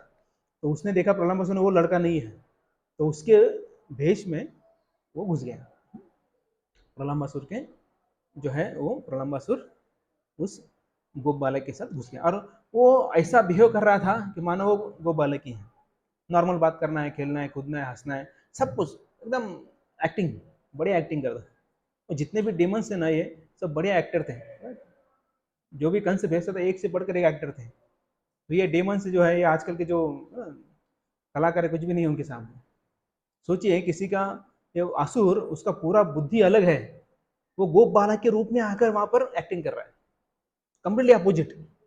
विलन से लेके हीरो बन गया ना कम्प्लीटली वो, तो बाय नेचर विलन है लेकिन अभी हीरो बन गया है, क्योंकि वो भगवान के साथ है, तो वैसे ही नेचर वहां पर होना चाहिए। तो ऐसा जो है इनका चल रहा था, लेकिन भगवान से कौन बच सकता है। लेकिन भगवान कुछ बोले नहीं, कृष्ण प्रिटेंड कर रहे थे कि मुझे कुछ नॉर्मल है, मुझे कुछ पता नहीं है। तो ऐसा करते करते फिर उन्होंने फिर एक गेम खेलना उस दिन चालू किया। अभी कृष्ण को तो मारना है उसे, अभी कैसे मारेंगे। तो बलराम जी को बोल दिया था कि थोड़ा संभाल के रहना, इधर कुछ डिटेल नहीं बताया, जैसे पहले वत्सासुर के बारे में बताया था, तो वैसे यहाँ पर नहीं बताया। तो वत्सासुर जो होता है ना, उसको मारने के बाद भी और एक लीला होती है, वो नहीं बताएं कि बलराम जी का चल रहा है। तो बलराम जी को कुछ नहीं बताया। तो वहाँ पर दो टीम बनाई गई, और दो टीम में डिवाइड किया सबको। तो ऑब्वियसली तो कैप्टन कौन रहेंगे, कृष्ण और बलराम। एक कृष्ण का टीम, एक बलराम जी का टीम, और एक प्रलंबासुर जो है वो कृष्ण के टीम में चला गया। और क्या था कि लपा छिपी, हाइड एंड सीक खेलना है। जो हार गया उसको, जो जीता है उनको पीठ पर यहाँ से वहाँ तक लेके जाना है। हो गया, ठीक है। तो फिर ऐसा जो है हुआ, और फिर उसमें जो है कृष्ण का टीम हार गया और बलराम जी का टीम जीत गया। तो कृष्ण ने सिरधमा को ले लिया ऊपर, पेट के ऊपर, और जा रहा है। और फिर प्रलंबासुर ने बलराम जी को लिया। अभी वो दोनों को मारने के लिए आया था, लेकिन अभी पहले एक एक को मारते हैं। बलराम जी को लेके गए, और लेके जा रहा है, लेके जा रहा है। जैसे थोड़ा आगे गया तो जोर से भागने लगा। बलराम जी सोचते अरे क्या हो गया, ये तो छोटा है, इतना इतना कैसे भाग रहा है। तो बलराम जी को डाउट आया, बलराम जी ने अपना वेट बढ़ाना चालू किया। जैसे वेट बढ़ाना चालू किया, जैसे कि मानो मेरू पर्वत जो होता है, उसका वेट अगर ठीक है, अभी कोई व्यक्ति 5 किलो लेके भाग रहा है, उसके सिर के ऊपर 100 किलो दिया तो भागेगा, नहीं भागेगा। फिर जब 100 किलो आ गया उसके ऊपर, मतलब हजारों किलो आ गया, तो उसने अपना भी शक्ति दिखाना चालू किया। तो पूरा शरीर इतना बड़ा था, वो लाल लाल, पूरा सॉरी काला काला था, उसके बाल लाल लाल थे, उसके दांत सफ़ेद, और उसका पूरा चेहरा जो है काला, आंखें लाल, बाल लाल। जो हमने सुना है ऐसा होता है, तो सचमुच ऐसा था वो। और इतना बड़ा था, बहुत ही जाइगेंटिक, बहुत बड़ा था। तो ये देखकर बलराम जी कुछ ऐसा डिस्टर्ब नहीं हुए हैं। उनको गुस्सा आया। गुस्सा इसलिए नहीं आया कि वो यहाँ पर लेके आया, तो गुस्सा इसलिए आया कि मुझे इधर लेके आया और मेरे दोस्तों के साथ में मुझे खेलना था, जो आनंद प्राप्त करना था वो मैं ले नहीं सका, इसलिए गुस्सा आया। वो ये गुस्सा नहीं आया कि ये लेके आया और इसको मारूंगा मैं, उसका कोई लेना देना नहीं था। बलराम जी बोले मैं अच्छा खासा खेल रहा था, मुझे वहां से इधर उठा के लेके आया। जैसे बच्चे भी गुस्सा होते खेल रहे थे, उसको उठा के थोड़ा इधर लेके आओ, कैसे गुस्सा होते, सेम बलराम जी गुस्सा आया। बोले मैं खेल रहा हूँ ना, खेलने दो। तो गुस्सा आया और गुस्से में एक पंच मारा, ज्यादा नहीं कि पंच मारा, खलास। बोले ज्यादा टाइम वेस्ट नहीं करना, इधर एक पंच मार दे खत्म। तो फिर बलराम जी इधर आ गए। बोलिए बलराम जी की जय। वैसे बलराम जी जो है ये प्रलंबासुर को मार देते हैं। अभी भक्ति विनोद ठाकुर ये प्रलंबासुर के बारे में क्या बोलते हैं, तो दो चीजें बताते हैं। First is the inclination to enjoy opposite sex. दूसरा है inclination towards profit, adoration and distinction. मतलब पूजा, लाभ, प्रतिष्ठा के प्रति आकर्षित होना, या फिर जो स्त्री या पुरुष के प्रति आकर्षित होना। तो इसे बोलते हैं कि सटल एंड ग्रॉस सेक्स, ऐसा बोलते हैं। और ये दो चीज़ों अगर देखा जाए, मैक्सिमम भौतिक लोगों का, या भौतिक लोगों का नहीं बोल सकते, इस भौतिक जगत में जो रहते हैं ऐसे लोगों का जो है गोल ऑफ लाइफ होता है पूजा, लाभ, प्रतिष्ठा। किसी का गोल होता है किसी को प्राप्त करना, किसी लड़के को प्राप्त करना या फिर किसी स्त्री को प्राप्त करना। तो ऐसा जो है लोगों का गोल होता है।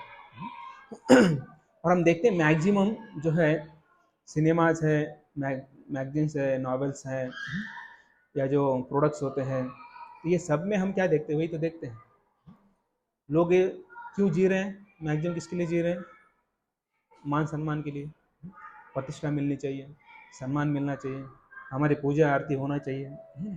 कोई बड़ा व्यक्ति जाता है किसी, अभी मंडल, अभी क्या बोलते हैं, गणेश मंडल, उधर आएंगे तो बड़ा व्यक्ति क्यों आता है, उसको आरती देते हैं। उसको आरती मत दो, क्या करेगा वो? नहीं आया, अगली बार नहीं आएगा, कोई मदद नहीं करेगा, क्योंकि उसका सम्मान नहीं किया आपने। हालांकि उसने कुछ दिया भी ना हो, तो सम्मान नहीं करेंगे तो चला जाएगा। एक प्रश्न पूछे, हमें अगर कोई सम्मान नहीं देता है तो कैसे लगेगा हमको? अच्छा लगेगा? चांगले केलंस, नाही सम्मान दिला, बघतो तुला पण,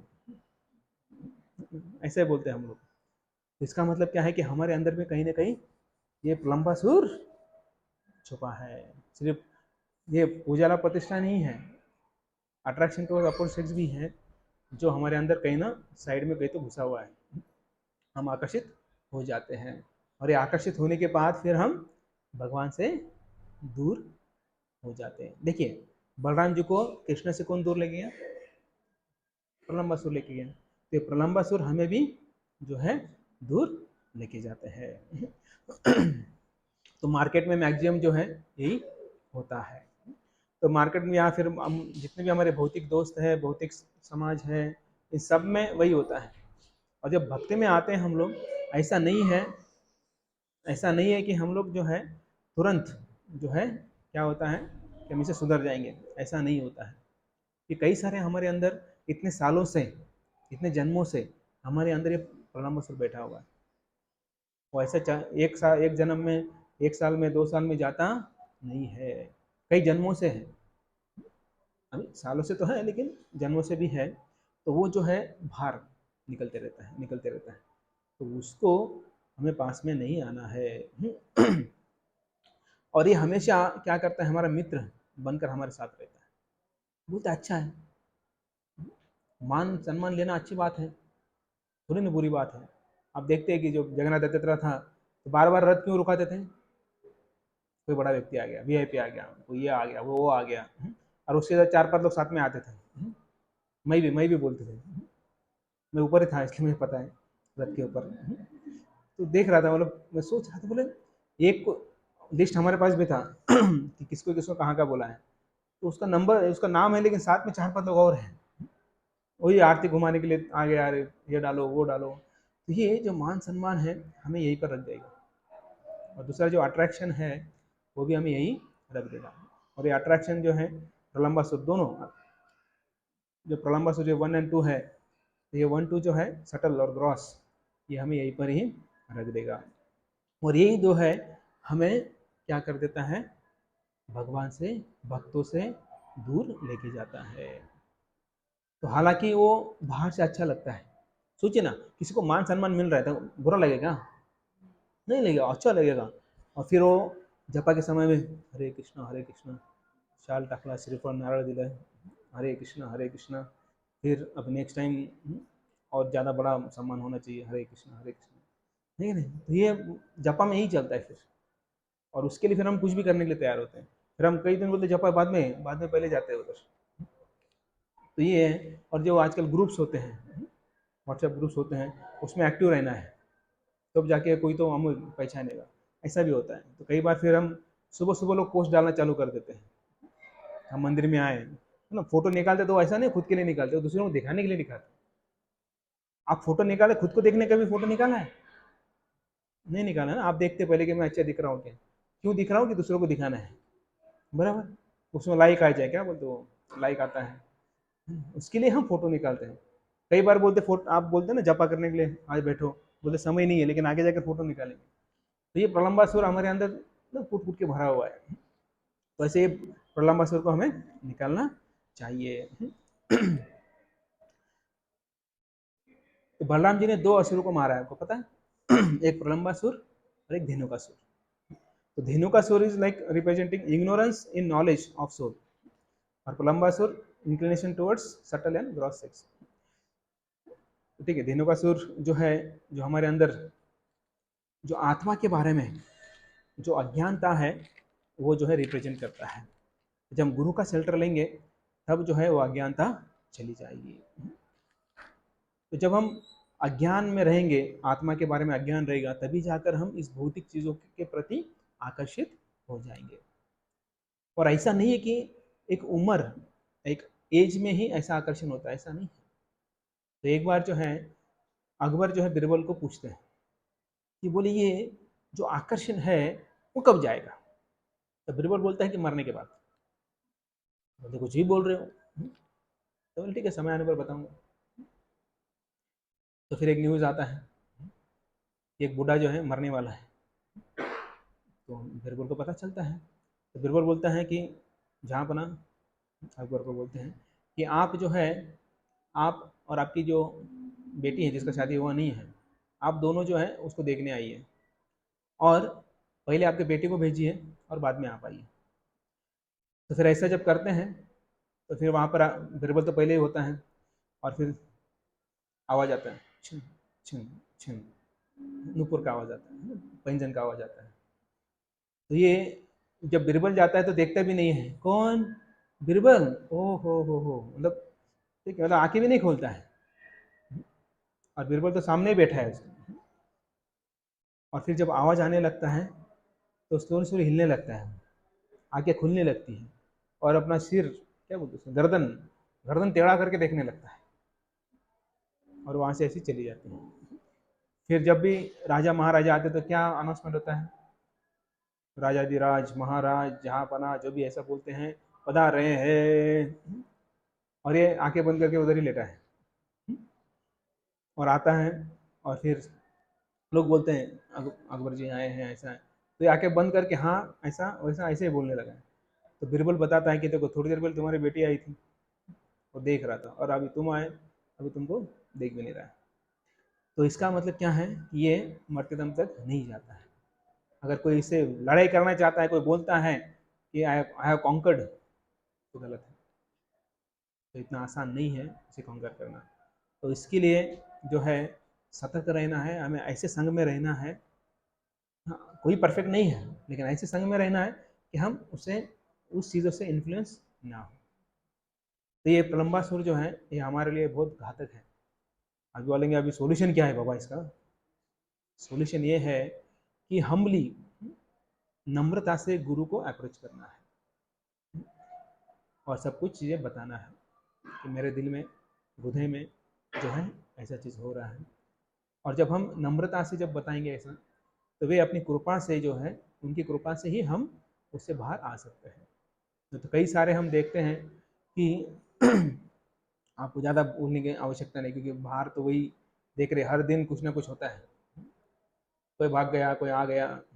कुछ दिन पहले, मतलब 6 महीने पहले, एक पति पत्नी डेली आते हैं मंदिर में, माता जी आती, पति नहीं आते। तो आए तो वो भी आ गए, तो एक को मिले कि हमारा कुछ चर्चा करना है, तो उन्होंने मेरे पास भेज दिया। ठीक है, मिलते हैं, आप आइए 8 बजे मिलते हैं। तो दोनों आए, मिले, बोले बोलिए क्या प्रॉब्लम है? तो बोले कि हमारी बेटी जो है एक मुस्लिम से प्रेम करती है और उनको समझ में नहीं आ रहा उनको क्या करे अभी। तो सबसे पहले बोला उनका मोबाइल निकाल लो, सबसे पहले बोले मोबाइल निकाल लो, और जो आप उसको अलग रख रहे हैं, हाँ, किसके नाम पे? पढ़ाई के नाम पे। पढ़ाई कर रही है, रूम बंद करके रखा है, वो पहले खोल दो, रूम खोलो। पढ़ाई करना तो खुले रूम में करने दो ना, प्रॉब्लम क्या है? पढ़ाई कर रहे हैं ना, नहीं है? तो पढ़ाई करने दो, प्रॉब्लम क्या है? कई लोग, बच्चे लोग बोलते कि नहीं डिस्टर्ब मत करो, हमें बंद करके करेंगे।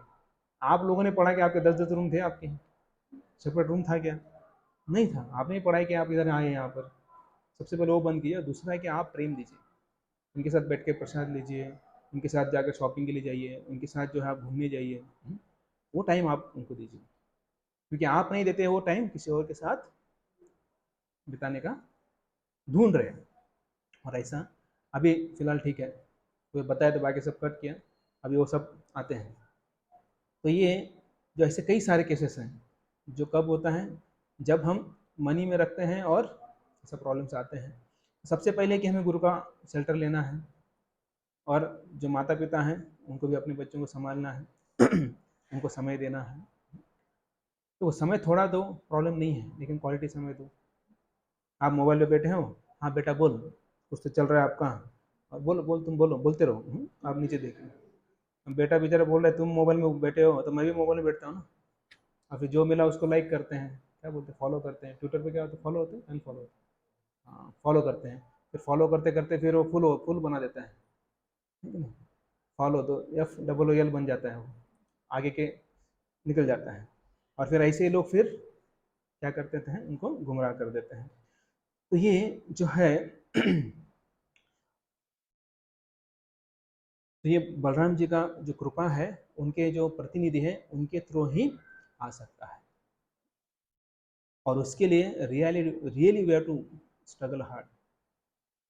ऐसा नहीं कि हाँ हमने बोल दिया तुरंत आ गया, इतना आसान नहीं होता है। कहीं जाकर अंदर घुसा है उसको, हमने बहुत घुसा के रखा है, उसको तुरंत निकलेगा नहीं। तो उसके लिए हमें स्ट्रगल करना पड़ेगा, एंड्योर करना पड़ेगा सिंसियरली। हाँ, लेकिन इतना गारंटी दे सकते हैं, आप सिंसियरली एंड्योर करेंगे तो आप उससे तुरंत बाहर निकलेंगे। मैं गारंटी देता हूँ 8 दिन के अंदर निकल सकते हैं, मुझे अनुभव है। कई लोगों का हर साल एक केस आता है, उनको वही मैं जो मैंने सुना है वही उनको बोलता हूँ। और वो अगर सिंसियरली करेंगे, 8 दिन के अंदर वो बाहर, उस सर्कल से बाहर आना चाहिए, उस प्रॉब्लम से बाहर आना चाहिए। उसके लिए सिर्फ जो है, जो बोला वो फॉलो करना चाहिए, बस, इसके अलावा कुछ नहीं। अगर आप चैंटिंग अच्छी तरह से करते हो सिंसियरली, आप इधर उधर रोने से अच्छा इधर रो ना। बॉयफ्रेंड चला गया, गर्लफ्रेंड चला गया, उसके लिए रोने से अच्छा भगवान के लिए रोइए। देखिए भगवान आपको सुनेंगे और आपका प्रॉब्लम दूर करेंगे। और उसके बाद जो है, आप अपना साधना अच्छा रखिए, गुरु का सुनिए, भगवान को प्रे कीजिए, चैंटिंग सिंसियरली और अटेंटिवली कीजिए। उसके बाद जो है भक्तों के संग में कीजिए। आप डेली नहीं आ सकते हैं, झूम पर कीजिए। उसके बाद जो है आप हर रोज़ आप गुरु का सुनिए, श्रवण कीजिए। जितना गुरु का सुनेंगे उतना ही प्रगति होगी, उतना ही सरेंडर हमारे अंदर बढ़ेगा, समर्पण बढ़ेगा।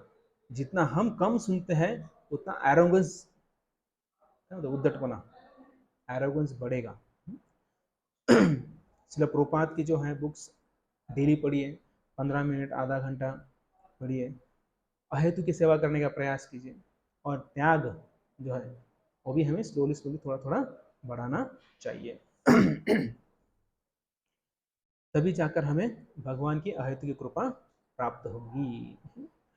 तो जब हम भक्ति करते हैं तो भक्ति करते करते जो है हमारे अंदर बाकी भी चीज़ें बढ़ने लगती हैं। जैसे भगवद गीता में बोला जाता है कि जब अच्छी फसल बोते हैं तो अच्छी फसल जब आती है साथ साथ क्या आती है, वीड्स, क्या बोलते हैं, तन तन आता है। तो तन जो है वो हमारे लिए अच्छा नहीं है और फसल के लिए अच्छा नहीं है। जब तन हमारे जीवन में बढ़ता है तो तन तन होता है। तन तन मतलब चिड़चिड़ा होता है। तन तन मतलब हम चिड़चिड़ हो जाते हैं।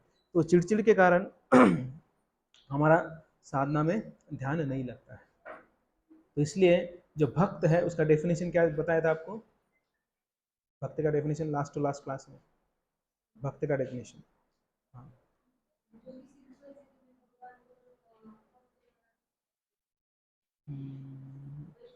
करेक्ट। किसी भी सिचुएशन में भक्त और भगवान को नहीं छोड़ता है, फिर वो सिचुएशन कौन सा भी हो, कि उसके माथे पर गन क्यों न रखा हो, लेकिन भगवान को स्मरण करेगा, वो छोड़ेगा, वो भक्त होता है। ऐसा नहीं है थोड़ा संकट आ गया, भगवान ये तेरी माला तेरे को अर्पण, ऐसा होता है, यहाँ से लाया था यहाँ पे छोड़ के जा रहा हूँ। क्या है, संकट संकट आ रहे जीवन में, जब से भक्ति में आया तब संकट चालू हो गया। रिसेंटली एक व्यक्ति को मिला तो वो एक ब्राह्मण के पास गया, एस्ट्रोलॉजर के पास गया और उससे पूछा, फिर बताया कि बोले कि 7.5 जो है अभी पीक पर है आपका, 7.5 साल का जो पीक होता है उसमें भी पीक कम ज़्यादा होता है 7.5 का। बोले ऐसा अभी ऐसा होना चाहिए कि आपको पूरा बर्बाद होना चाहिए आप, लेकिन आप भक्ति कर रहे हो इसलिए आप बचे हो। तो जो ब्लैक मैजिक के ऊपर किया था, बोले आप भक्ति कर रहे हो इसलिए बचे हो, नहीं तो आप भी जाते थे, ऑलरेडी आपका भाई गए हैं, आप भी जाते थे। तो इसका मतलब क्या है कि जब भक्ति करते हैं तो बहुत सारी चीज़ें नलीफाई नहीं होते, एटलीस्ट कम होता है, उसका असर कम हो जाता है। तो ये बहुत महत्वपूर्ण है। और इसके लिए भगवान ने बहुत सारे अरेंजमेंट दिए। गुरु जो है वो प्रयास करते हैं कि आपको भक्तों के संग में लाने का, कई सारे जो है आपको प्लेटफॉर्म देते हैं। तो कौन कौन से प्लेटफॉर्म देते हैं आपको भक्तों के संग में लाने के लिए, कौन कौन से प्लेटफॉर्म्स आपको मिलते हैं? प्रवचन मिलता है, ओके, और सेवा मिलता है, ओके, और हाँ रोज झूम जपा होता है, ओके, और यात्रा होता है, ओके, कीर्तन भक्तान संग, भक्तान संग, ओके, और रीडिंग होता है, होता है ना। तो रीडिंग होता है, चैंटिंग होता है, हियरिंग होता है, भक्तों का संग होता है, सेवा होता है। ये पांचों चीज़ें जो है आपको अवेलेबल करके देते हैं। तो हम कितना लेते हैं उसका मैं नहीं पूछूंगा, आप ही डिसाइड कीजिए। हम सेवा कितना करते हैं, जब कितना नहीं, जब कैसा करते हैं। जब कितना करने में भरोसा ये नहीं देना है, फोकस नहीं करना, हम कैसा करते हैं उसके ऊपर फोकस करना है। कभी कभी ऐसा होता है हम ज़्यादा माला करने के बीच में हम कैसे घुमाते रहते हैं इसको, तो नुकसान हो जाता है। कई लोग क्या करते हैं, एक एकड़ में जहाँ पर 50 किलो डालना है वो 70 किलो डालते हैं, बोले ज़्यादा ज़्यादा आएगा। योगेश को काय होईल मग जास्त येईल की मग कमी होऊन जातं, कमी होईल, कारण क्योंकि वो पेड़ नज़दीक नज़दीक आएंगे, उसको हवा और प्रकाश नहीं मिलेगा, उसका नुकसान हो जाएगा। तो हम भी लगता है कि हम ज़्यादा माला करेंगे तो हम ज़्यादा प्रगति करेंगे, फिर माला कैसे, टाइम नहीं मिलता है, कैसे माला करते हैं। कहीं तो टू व्हीलर पे भी माला करते हैं, पता है आपको। फोर व्हीलर तो देखा है, लेकिन टू व्हीलर पे भी देखा है अभी मैंने। हाँ, एक हाथ से चलाते हैं, वो एक्सीटर बढ़ा रहे, उधर ही चल रहा है उनका माला, पता नहीं कैसे माला करते होंगे, चलते फिरते बोलते बालते सब, ये गलत बात है। आपको पता है, मतलब आप कोई कर रहा है तो इमिटेट मत कीजिए, क्योंकि वो हमारे लिए नहीं है। क्योंकि प्रभुपाद ने कभी नहीं बोला है कि आप टू इन वन करो, कभी नहीं बोला। सोचिए, सिंपल बात है, आप दुकान पे खड़े हो, कस्टमर सामने और आप खा रहे हो, कस्टमर कर पाएंगे आप तुझसे? दोन कर बघू, एका हातानं गुलाब दाखवता आणि एका हातानं खाता येईल, कस्टमर काय म्हणेल? बोले अरे खा नहीं तो दिखा, है कि नहीं? बोले ठीक है आप रहने दो, मैं दूसरी दुकान से लेता हूँ, ऐसे ही बोलेगा। कस्टमर भी जाएगा ना खा पाएंगे ठीक आपसे। तो इसलिए भगवान बोलेंगे तो जब कर, नहीं तो गाड़ी चला, दोनों में से एक तो कुछ कर। है ना। तो हमें करना है एक चीज़ तो अच्छी तरह से करो, कम तो कम, नो प्रॉब्लम। तो ये जो जितना हम फोकस करेंगे उतना जो है भगवान की कृपा हमें प्राप्त हो जाएगी। तो हमारे लिए जो है जो शत्रु है, काम एष क्रोध एष, तो ये जो है हमारे लिए शत्रु है, लेकिन ये कब जाएंगे, जब हम प्रॉपरली गुरु का मार्गदर्शन लेंगे, तभी जो है काम और क्रोध, जब काम फुलफिल नहीं होता तो क्रोध आता है। देखिए चिड़चिड़ चिड़चिड़ क्यों होता है, जब मान सम्मान नहीं मिलता है, अपेक्षा होती है ना, कामना होती है, वो कामना नहीं मिलती है। हमने इतना अच्छा काम किया, किसी ने हाँ थैंक यू नहीं बोला, गुड गुड नहीं बोला, तो गुस्सा आ जाता है। काम, वो भी काम होता है, दूसरा ये दूसरा भी काम होता है, जो अनसेटिस्फाइड रहता है तो क्रोधित हो जाता है व्यक्ति। तो ये जो है कब हो सकता है, इससे निकल कब सकते हैं, सिर्फ गुरु की कृपा से ही निकल सकते हैं। तो प्रभुपाद ने कैसे एक बार ऐसे ही बोला कि आप सब लोग मुझे प्रणाम करते हो, क्यों, क्योंकि मैंने काम के ऊपर विजय प्राप्त किया। और ऐसा बोले और प्रभुपाद मंदिर में गए, और मंदिर में जो है वे रोने लगे। और फिर उन्होंने, जो भक्त है उन्होंने पूछा कि अरे प्रभुपाद आप रो रहे, तो बोले कि भगवान की और मेरे गुरु की कृपा के बिना मैं ऐसा बोल नहीं सकता। तो गुरु की कृपा है और भगवान की कृपा है, तभी जाकर मैं ऐसा बोल सकता हूँ, और तभी जाकर मैं टिका हूँ, तो मेरी कोई लायकी नहीं है।